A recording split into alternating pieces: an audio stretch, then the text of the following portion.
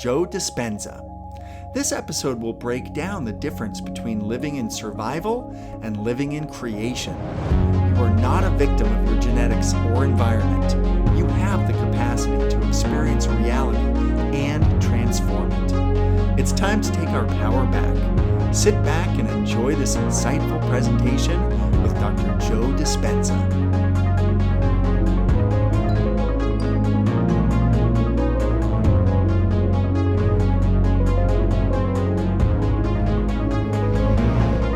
Stress can be defined as a state of mental or emotional strain or tension, resulting from adverse or very demanding circumstances. But how do different kinds of stress cause long-term effects on our brain and body? Stress usually is created when we can't predict a future outcome, when we feel that we can't control the situation, or when we have the perception that there's a threat, a danger, or a perception that something's going to get worse in our lives. You may not be able to control everything that happens in your life or your outer world. However, is it possible that you can learn how to control your inner world of thoughts and feelings? I'm your host, Dr. Joe Dispenza, and in the previous episode, we went into depth on the ancient practice of meditation and what it means to be truly present. In this episode, we're going to identify different kinds of stress, show you the long-term effects of stress, how it can create illness in your body, and once you understand what stress can do to you, it's my hope that the information you learn will empower you to make some important changes in your life.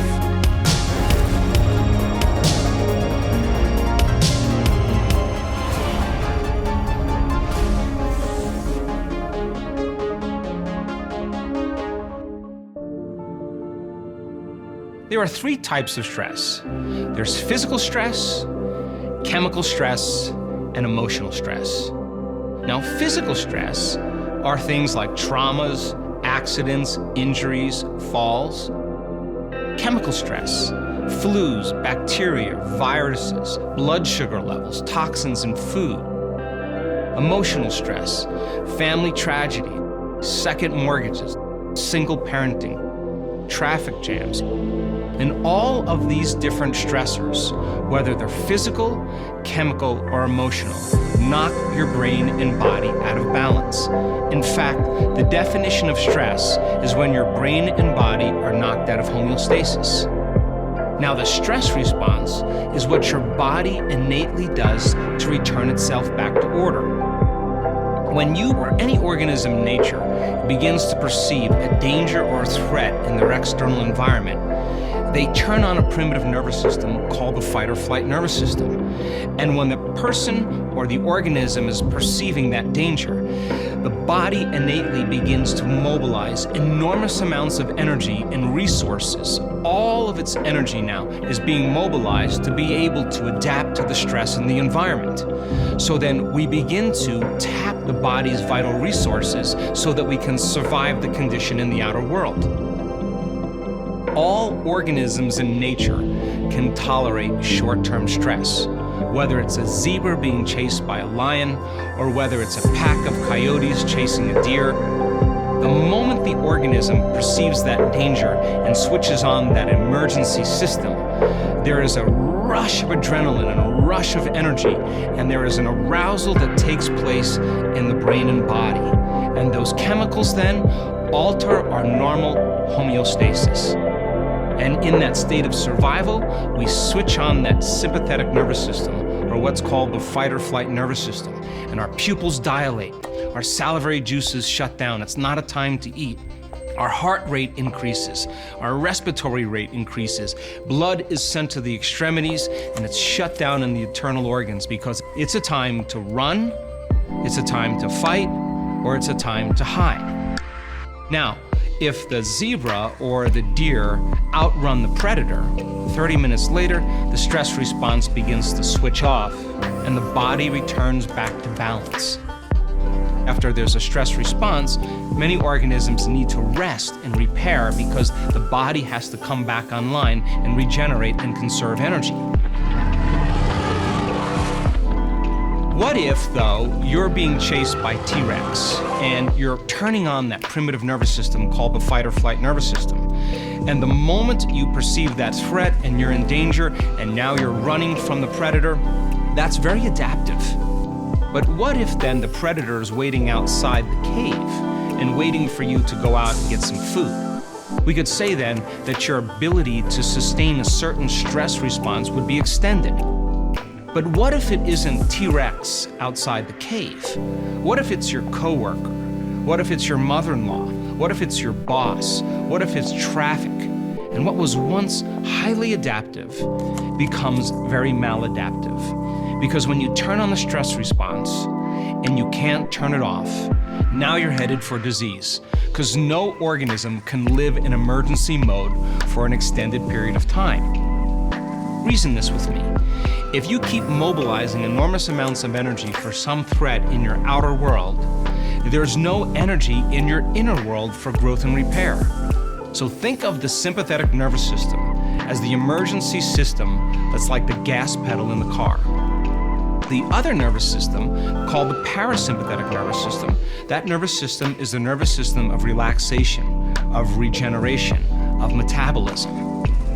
So that a person is living in a constant state of stress, and they, like an addict, become conditioned to the rush of the arousal of those chemicals, then in time they will begin to use the problems and conditions in their life to reaffirm their conditioning or their addiction to that emotion. We become so conditioned to these chemicals that, like a drug addict, we need the bad job, we need the poor relationship, we need a difficult situation in our life to keep getting that rush of adrenaline, to keep getting that rush of energy. And in a sense, people become addicted to the life they don't even like. So then, because of the size of the neocortex, the thinking brain, as you learned about, we can make thought more real than anything else. And people can begin to think about their problems. And as they begin to think about their problems, they can turn on the stress response just by thought alone. And we now know that those chemicals can become addictive. And you can turn on the stress response just by thought alone. So then you can become addicted to your own thoughts. So it's a scientific fact that the long-term effects of the hormones of stress push the genetic buttons that create disease. And you can turn on the stress response just by thought alone. It means then that your thoughts can literally make you sick. And so many diseases around the world now are created by the immune system being suppressed, or what we call immune-mediated diseases. Everything from cancer, MS, lupus, rheumatoid arthritis, food allergies, food sensitivities is a compromise in the immune system. So here's the question. If your thoughts can make you sick, is it possible that your thoughts can make you well? Well, we did a research study where we took 117 people and we wanted to measure their cortisol levels, which is the stress hormone, and another chemical called IgA, immunoglobulin A. It's your body's primary defense against bacteria and viruses. So as cortisol levels go up and you're mobilizing enormous amounts of energy for some threat in your outer world, the immune system dials down, and now the immune system becomes compromised because all of the energy is going for a threat in the outer world. Our immune system becomes suppressed, so typically IgA levels go down. So we measured the cortisol and IgA levels, and we put them through 4 days of training. And we asked them to trade emotions like anger and frustration and hatred and violence and aggression and competition and fear. Those are all the chemicals that are derived from the stress hormones. We asked them to trade those survival emotions for elevated emotions, heartfelt emotions like gratitude, appreciation, kindness, care, love for life, a joy for existence. And all we wanted them to do for 10 minutes a day was open their hearts and begin to feel those elevated emotions. At the end of 3.5 days, we went back and we remeasured those same values. And their immune system, that is, IgA levels, went up as a collective about 50%. their cortisol levels dropped about 16.25%. Their stress hormones went down, and their immune system upregulated to a great degree. That means then, when you begin to make a change in the way you think and the way you feel, and you begin to change your attitude, and you begin to open your heart again and feel an elevated emotion, it is those elevated emotions that begin to restore and repair the immune system. So then, there's three things when you're living by the hormones of stress that you keep your attention on. Think about it. If you're being chased by a predator, all of your attention is on your outer environment. Where are you going to go? What place do you need to move to? What object do you need to move past? And when you're under the gun of those chemicals, you're thinking about time. How much time do I have to get there? So then, the body, the environment, and time. And if where you place your attention is where you place your energy, it makes sense then if all of your attention is on your body, all of your attention is on your environment, and all of your attention is on time, then you are putting all of your attention in this three-dimensional reality. Now you have to play by the rules of this three-dimensional reality, and everything that you create will take time. When people are under the gun of those chemicals, they're drawing from this invisible field of energy surrounding their body, this vital life force, and they're using it to make chemistry, and the field around their body shrinks. And they become more matter and less energy, more particle and less wave. And the very hormones of stress heighten our senses so that we become a materialist. And the more altered we feel from that stress response or by the emotional reaction from some threat or danger, the more we narrow our focus on the cause or the object. And when we do that, all of a sudden, we are focusing only on matter. And so people, over time, get hooked in or habituated into narrowing their focus. So then when you're living in emergency mode, it's not a time to create. It's not a time to open your heart. It's not a time to learn anything new. It's not a time to sit still and go within. In fact, if the survival gene is switched on, you'd be thinking at some level innately that it's not a time to sit still because you would be prey. So then the more people are conditioned or addicted to the hormones of stress, the more their attention is on matter, the more they begin to experience separation from everyone and everything. Now, if stress is created by the feeling that you're losing control in your life, that you can't predict an outcome, or you have the perception that something or someone is causing situations in your life to get worse, then if you're living by the hormones of stress on a daily basis, then what we try to do is we try to control everything in our life when we're feeling loss of control.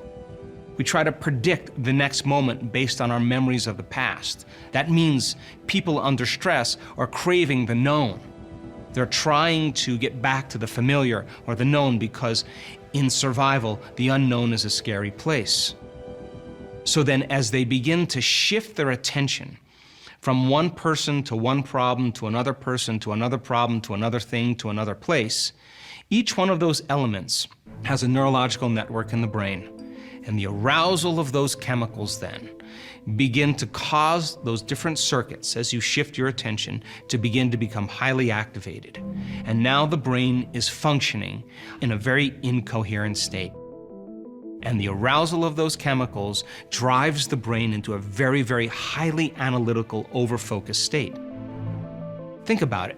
When you're under stress, have you noticed that you keep thinking about the same problem over and over again? Because the very hormones of stress cause you to narrow your focus on the cause, because that's what you do when you're living in survival. And in fact, out of the infinite possibilities that exist in your reality, when people are addicted or living in that stressful state, they'll always select the worst case scenario in their mind and prepare for the worst. Well, why is that? Because in survival, if you prepare for the worst, anything less that happens, you have a better chance of surviving. So people spend the majority of their life preparing for the worst thing that could happen to them when they're living in the stressful state. And it turns out that 70% of the time, most people are living in survival. So then, when you react to someone or something there's a refractory period of chemicals that's created from your emotional reaction. And if you don't know how to regulate or stop that emotional reaction, and you keep that same reaction lingering for hours or days, that's called a mood. If you keep that same refractory period going for weeks to months on end, that's called a temperament. If you keep that same emotional reaction going on for years on end, that's called a personality trait. And most people's personalities then are defined by experiences from the past. So now that you understand that stress is when the brain and body are knocked out of balance, and you understand that the hormones of stress push the genetic buttons and create disease, it begs the question, is there anyone or anything truly worth living in that state?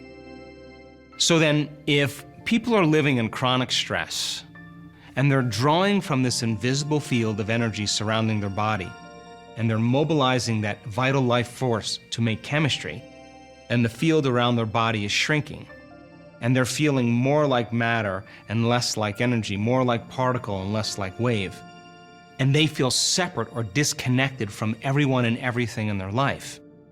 Well, when you're matter trying to change matter, we tend to force outcomes, control outcomes, try to predict outcomes, and there's only a certain number of resources that we have when we're matter trying to change matter. We'll compete, we'll fight for it, we'll manipulate, we'll try harder, we'll hope, we'll wish, because we're experiencing separation. And yes, you may accomplish your dreams, but if you're matter trying to change matter and all of your attention is on your body, the environment, and time, then everything you create in your life will take time. Because you'll have to move your body through space, and when you move your body through space, it's going to take time for you to get what you want. So you may want a house, you may want a new car, you may want a new experience, a new vacation, but you're going to have to drag your body to work every day to make the money to pay for those things. And yes, you may arrive at your goals, but you may have to work harder, and it may take some time to get it. There is another state of mind and body that you can live in, and that's called living in creation. And it's the exact opposite of living in survival. If the hormones of stress create incoherence in the brain, as well as incoherence in the heart, what we found is that when people are living by those states, what if they had the ability to go from a narrow focus, or what's called a convergent focus, to what's called a divergent focus, or a broad focus, or an open focus? And it turns out when people take their attention off their body, when they take their attention off the people in their lives, when they're no longer putting any attention on the things they own, like their cell phone, their computer, their car, they're not thinking about the place they need to go or the place they're sitting, and they're not thinking about time in and of itself, they are disinvesting all of their attention and all of their energy out of this three-dimensional reality. Because they have no attention on it, it makes sense then that they're beginning to change their brain state. So then we've taught people how to broaden their focus. And when they open their focus and sense nothing but space, when they open their awareness and they tune in to the energy or the frequency out here, and instead of putting their attention on matter, they're putting their attention on energy, the act of opening their awareness causes them to stop thinking, to stop analyzing. And if they're no longer thinking and they're no longer analyzing, they're no longer activating these circuits in the brain. All of a sudden, they begin to slow down brain activity and they start getting beyond their analytical mind. And as they suppress the neocortex, the memory bank of the autobiographical self, they begin to suppress everything known in their three-dimensional reality, and they turn off the neocortex. They begin to regulate their brain waves and slow them down. All of a sudden, something magical happens. The act of opening their awareness causes different compartments of the brain that were subdivided like a house against itself, all of a sudden to begin to synchronize, to begin to unify. you start to see neurons beginning to join larger communities of neurons. And what was once an incoherent brain begins to become more organized and more coherent. Now, the chronic stress creates a thyroid condition called Graves' disease. And the person develops what's called myasthenia gravis. And the side effect of that, aside from a tremendous lack of energy, is double vision. Now, this person said, I've created this condition now that I understood that I've mismanaged my thoughts and feelings and my emotional reactions. If I created this condition by pushing the genetic buttons every single day, and it's taken me a couple years, I lost my marriage, I lost my business, I have to get beyond that story and I have to tell a new story. I have to start believing in my future more than I've been believing in my past. Is it possible then that I can begin to make those significant changes? And as the person started overcoming the stress hormones and taught her brain and body how to create coherence, the side effect of it was the body came back to balance. Her vision is now perfect, her thyroid hormones are moving back into balance, and she's moved her brain and body back into homeostasis. And in a sense then, she healed herself of the condition because her autonomic nervous system got back into doing its job, which is to create order and balance. So then, when we live in two states of mind and body, living in survival is living in our animal state. When we live in survival, we live in stress. And when we live in stress, there's contraction that takes place in the body. And because we're using a lot of the body's resources, we experience what's called catabolism, or tissue breakdown. When the body's in that state, there's dis-ease or imbalance, there's degeneration that takes place in the body. The emotions of fear, anger, sadness are the primary emotions of survival. The self comes first. When you're living in that state, all of your attention is on your environment, all of your attention is on your body, all of your attention is on time. There's always energy lost in the system. We're living in emergency mode. We're narrow focused or object focused. We experience separation. We're determining reality with our senses. In other words, if we can't see it, if we can't smell it, if we can't taste it, if we can't hear it, we can't feel it, it doesn't exist. We're living by cause and effect. We're waiting for our environment to change to give us the relief from the discomfort that we're feeling inside of us. In survival and in stress, we don't see many possibilities because it's not a time to create. The brain and heart function in a very incoherent state, and in survival, we are craving the known because the unknown is just too much of a scary place. Now, when we begin to create the creative state, we could call that the divine aspect of us. In creation, the brain and body move back into homeostasis. There's an expansion of energy, a release of energy from the tissues. The body goes into anabolism or tissue repair. There's health, there's order, there's regeneration taking place in the body. Elevated, heartfelt emotions like love, joy, trust, knowingness, gratitude begin to mobilize all these new chemicals that begin to repair and regenerate the body. When we're in this heartfelt state, we tend to be less selfish and more selfless. We have our attention now no longer on our body, on the things in our life, the people in our life, on our environment, or on time itself. Energy is always created in the creative process. There's growth and repair. We broaden or open our focus, and when we do that properly, we start feeling less separate and more connected to something